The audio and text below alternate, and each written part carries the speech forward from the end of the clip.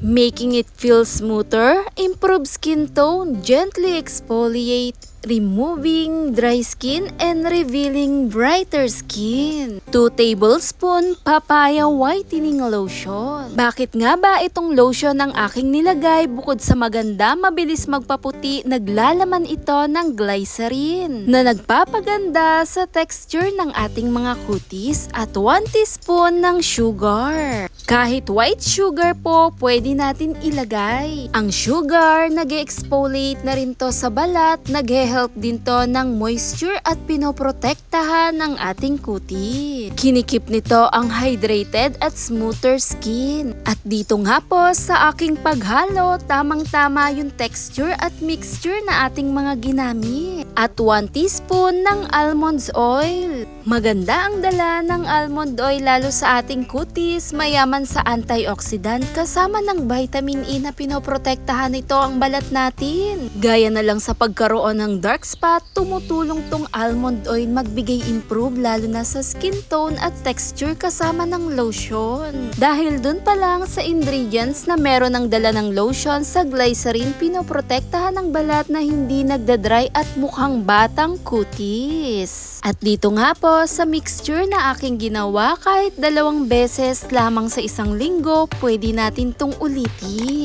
na nagbibigay exfoliate at sobrang lambot lalo sa balat. 10 to 15 minutes, pwede natin tong i-relax at dahan-dahan i-scrub. Sobrang smooth lalo na pag ina-apply, sobrang nourish lalo yung smoother at younger looking skin lalo pag in-apply.